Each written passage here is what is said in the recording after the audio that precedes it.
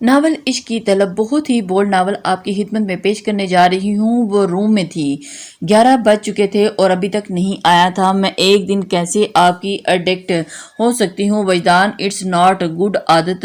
आदतें मोहब्बत से ज़्यादा जानलेवा होती हैं। खुद को डिपटा था और मैं आपको अपने करीब नहीं आने दूंगी। मेरे करीब आप आए तो मैं नहीं रोक सकूंगी आपको। बहुत से आंसुओं में उलट सीधी हो चुकी सोचें और फिर से उसके दिमाग पर हावी हो रही थी। एक कॉल से क्या होगा, कुछ नहीं। तीसरी दफा की पैड से उसका नंबर डायल करते हुए काटा गया था। और क्या मुसीबत है, मुझे नहीं चाहिए हो आप, वजदान नहीं चाहिए हो। आंसू टूट कर गिरे थे और साइड टेबल पर पड़ी 1 साल पहले की ली गई अपनी उस तस्वीर, उसकी निकाह की तस्वीर उठाई थी।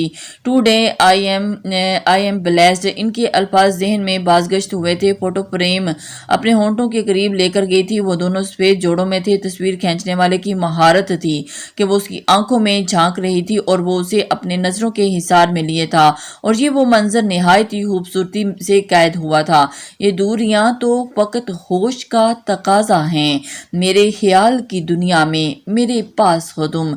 निकाह ग्रीनी, आप कैसी बातें कर रही हैं? आपकी ऐसी हालत, मुझे ये सब सूझेगा आप ठीक हों, जिससे कहेंगी मैं करूंगी। पर ग्रीनी ऐसे नहीं करें यार, मेरा ख्याल करें। वो बहते आंसुओं के बीच बोली। अभी मेरे सामने सांस उखड़ रहा था। डॉक्टर वो इनकी हालत खराब देखकर चीखते ही बाहर बढ़ी थी। तब मुराद अंदर आ गया था और उनका मकसद समझ चुका था। उसे मंजर से हटाया था। करो, उससे उसकी आंखों में देखते कहा। उन्होंने तसल्ली बख्श नजरों से देखते इस बात में सर हिलाया। हॉस्पिटल में ग्रीनी की वार्ड में वो अपना ओढ़ाओ ब्राउन दुपट्टा सर पे ही लिए ही था।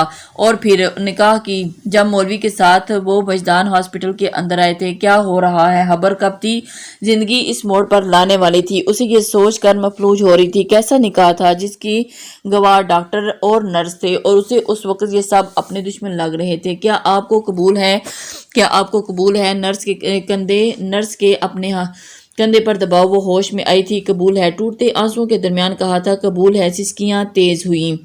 कबूल है, आखिरी दफा अदा करते उसे देखा जो सामने बैठा था, जिसे धमकियां दी थी और बेसाख्ता उसके दिमाग में एक ही बात आई थी जो वो चाह कर भी अपने लबों पर नहीं ला रही थी और उसके दिमाग में घूम रही थी बार बार एक ही बात जहन में। इरादों का टूटना क्या होता है? क्योंकि हमसे बेहतर प्लीज तो ऊपर बैठा था, जब्त के कड़े मराहिल से गुजर रही थी। उसे कुछ होश नहीं था क्या हो रहा है। लरजते हाथों से साइन किए थे, अपना आप उस शख्स के नाम कर दिया था।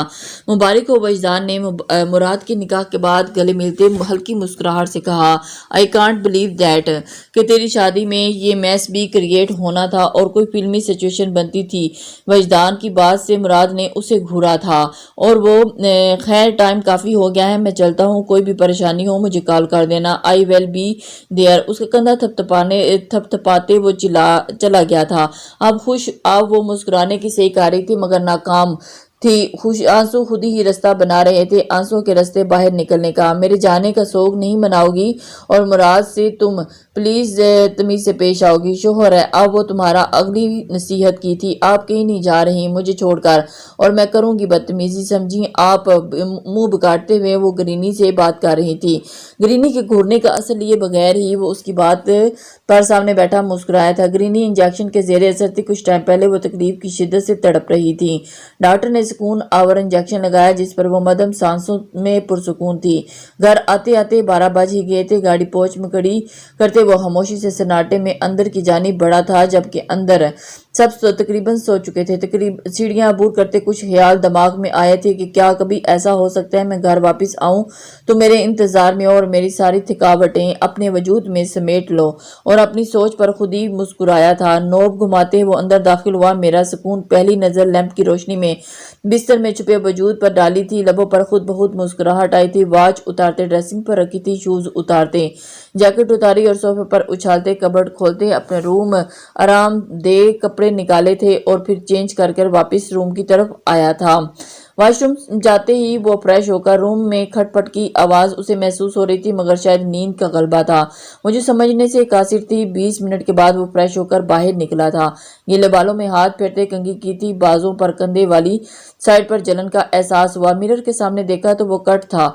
شاید جب وہ گرینی کو لے کر نکلا تھا تب یہ چوٹ اسے آئی تھی جو کافی گہرا زخم تھا۔ سائیڈ ڈرا کھولتے، ٹیوب نکالی، آئنٹمنٹ لگاتے وہ بستر کی طرف بڑھا۔ سکون کی اس وقت شدید طلب تھی اور وہ چاہ کر بھی اپنے اس سکون کو برباد نہیں کرنا چاہتا تھا۔ بستر پر دراز ہوتے اسے دیکھا جو اس سے اتنے فاصلے پر لیٹی تھی، خود کی جانب کھینچا تھا۔ وہ دوپٹے لیے ہی سوئی تھی اور اس کی گردن سے آرام سے دوپٹہ نکالتے سائیڈ پر رکھا تھا۔ وہ قریب 1 بجے اندر داخل ہوا، اس کے پاس آیا جو صوفے پر بیٹھے بیٹھے سوئی تھی اور اس کے ساتھ بیٹھتے ہی اس کا جائزہ لیا۔ وہ مغرور لڑکی آڑ ٹوٹی سی لگی تھی اور اس کے چہرے پر موجود بال ہٹاتے اس کا ڈھلکا سا سر سیدھا کیا تھا اور وہ اس کی طرف کو جھک سی گئی تھی۔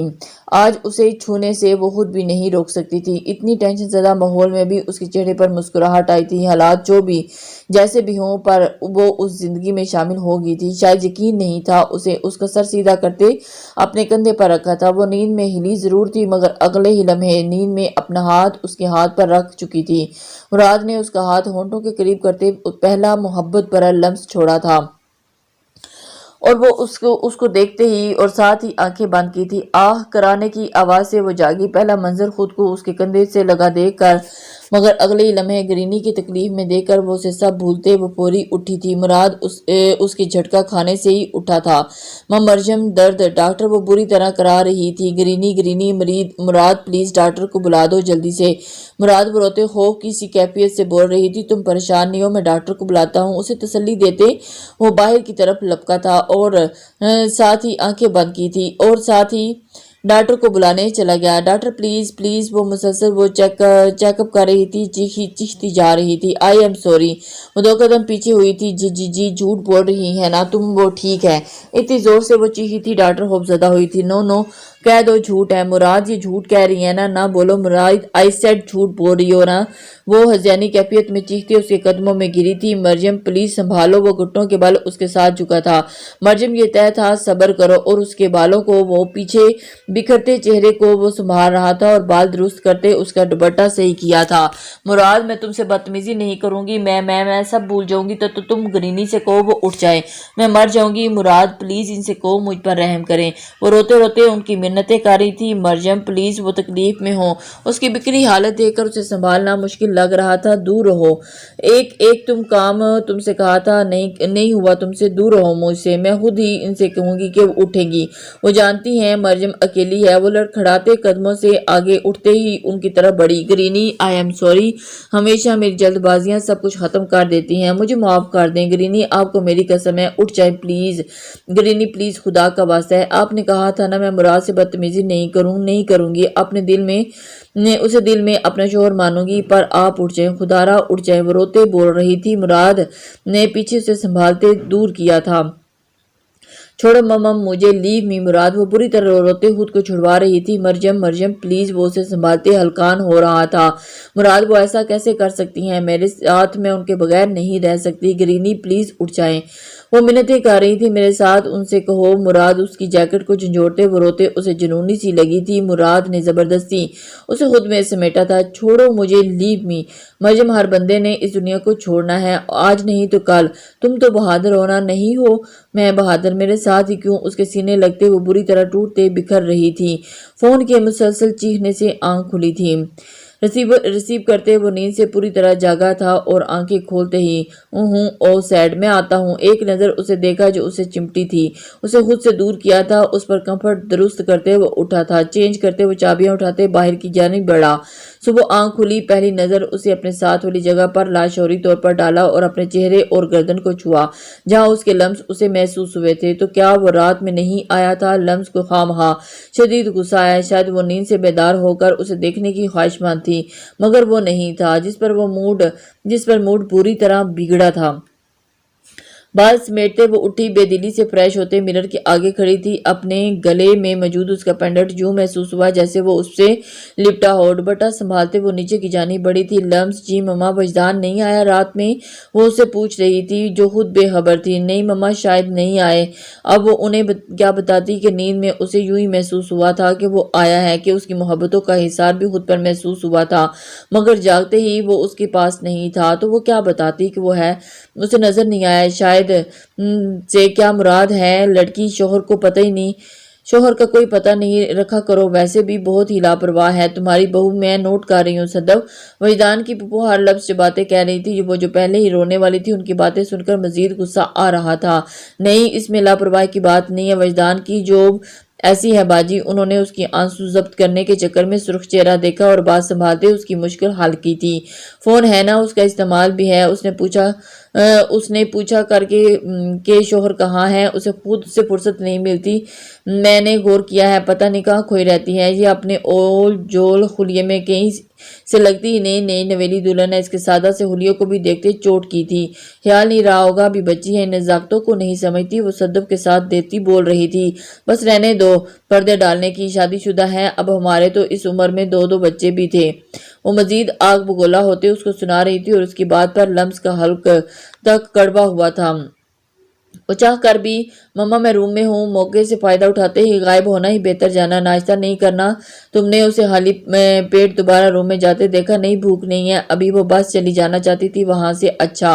रूम में आते ही धाड़ से दरवाजा बंद किया और फोन ढूंढा था। उस पर शदीद गुस्सा और झंझलाहट आई।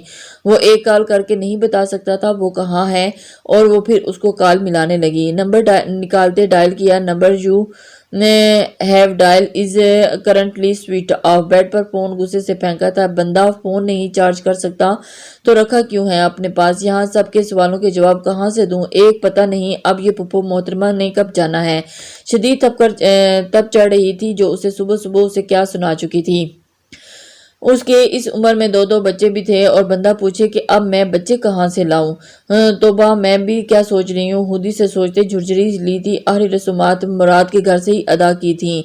उसके कोई खास रिश्तेदार थे नहीं और इस पोजीशन में थी कि मुराद इससे पूछता कि बारात में इसी पोजीशन में बैठी थी। तो अब तो आंसू भी खुश्क हो चुके थे। मम्मा, मैं इसे निकाह कर चुका हूँ, तुम इतने खुदसर थे। खुद वो गुस्से में तपी थी। आहिस्ता मऊ, वो इस पोजीशन में नहीं है। मुराद प्लीज, उसने धीमे लहजे में कहा था। मुराद, इतनी भी जल्दी क्या थी तुम्हें? वो अब जरा आहिस्ता सदमे से ही बोली थी और उनका अकलौता बेटा था। निकाह कोई मामूली बात नहीं थी आंटी, इस की ग्रीनी की आखिरी ख्वाहिश थी, इसलिए वो स्टेप लेना पड़ा हमें। वजदान ने उसका साथ देते हुए कहा। तो इसके वालिदैन की भी ख्वाहिश कुछ थी ना? वो तपते लहजे में बोली थी। अच्छा, अब जो भी हुआ वो बहू है इस घर की और अभी बहुत गमजदा है, तो छोड़े इन बातों को और फराग दिली से अपनाए। मुराद के वालिद शायद मामले को समझौता कर चुके थे और वजदान भी वही से उसी का साथ देर मिलते चला गया था और गुमसुम सी बैठी थी। जब वो अंदर आया था और कुछ खा लो, उसके सामने खाने की ट्रे रखी थी। नफी में गर्दन हिलाई थी। प्लीज थोड़ा सा। मुराद ने नवाला उसके पीछे पीछे होंठ किए और आगे किया था जिससे उसके हाथ पीछे किया था। मैं तुम पर मुसल्लत होगी हूँ मुराद, उसकी आंखों में देखते ही कहा था। मुराद का दिल एकदम डूब के उभरा था और उसके रोने की सुर्ख पड़ती आंखें भीगी भीगी, बल्कि मुराद का दिल चाहा कि उसे खुद में समेट ले। जिस अज़ियत से वो गुजर रही थी वो समझ रहा था। ग्रीनी को दुख देना चाहोगी तुम? वो उसका हाथ पकड़े रसानी से समझाते कहा। नहीं, आंसू के बीच नफी में उसकी ऐसी बातें क्यों सोच रही हो? हालात जो भी थे, पर तुमसे निकाह दिल से किया है मरजम। उसे सीने से लगाया था और उसकी कमर से हिलाई थी। वो सहारा चाहती थी, जिसे पाते ही वो बिखरती चली गई। बामुश्किल उसे बहला फुसलाकर दो चार निवाले खिलाए थे। मुराद, मैं हमेशा जल्दबाज ही रही हूँ, ये सब मेरी वजह से हुआ है। क्या मतलब मेरे सबब हुआ ये सब? मुराद को सारी बात बताने उसे आगाह कर रही थी। ग्रीनी को दुख देना नहीं चाहती थी, वो चाह कर भी ऐसा नहीं करना चाहती थी। हज़ियानी अंदाज में बोल रही थी, किसी ने जानबूझकर किया था ये मरजम। वो हैरान हुए। मराज सुल्फकार, वो वही जिसने तुम्हें हरासा करने की कोशिश की थी, उस नाम से तो वो वाकिफ था। हम मुझे वही उसके पीछे लग रहा है। मेरी गलती में कैसे? मैं सदा की बेवकूफ़ हूँ, जो मुंह में आता है मेरा दिल चाहता है वो कर गुजरती हूँ, अंजाम की परवाह किए बगैर। ग्रीनी सही थी, मैं इस मुआशरे में मर्दों का मुकाबला करने चली थी और मैं सोचा भी नहीं था, जो कि नामुमकिन है। कुछ हदबंदियां हैं जिन्हें मैं तजावज़ करने की कोशिश एक कमज़ोर औरत इस मुआशरे में कुछ भी नहीं कर सकती। मुराद, इस सब में उन्हें खो दिया, अपना सबसे कीमती सरमाया खो दिया। वो रोते बोल रही थी, प्लीज़ मरजम खामोश हो जाओ, जो हुआ सो हुआ। अगर तू इस शख्स ने किया है तो आई प्रॉमिस छोड़ूंगा नहीं उन्हें। उसे खुद से कन्फेस करेगा और अपना जुर्म भी, अगर ना भी किया तो नहीं छोड़ूंगा उसे। सो जाओ कुछ टाइम, मैं सोफे पर सो जाता हूँ, तुम इनकम्फर्टेबल हो जाओ। और इनकी नज़रों में देखते ही कहा था और उसका हाथ पकड़ा था। وہ اس کو سہارا دلاسا دیتے اور اس کو کافی حد تک مطمئن کر چکا تھا۔ اتنے احسان نہیں کرو، میں سو جاؤں گی، صوفے پر بے تاثر لہجے میں کہا۔ مراد کا دل چاہا کہ اسے چیخ چیخ کر کہے کہ یہ احسان نہیں ہے، پاگل لڑکی، تم سے محبت ہے جو تمہاری آنکھوں میں آنسو نہیں دیکھ سکتی، مگر کیا وہ اسے سمجھ سکتی تھی؟ وہ تو ابھی بھی اپنی انا میں تھی۔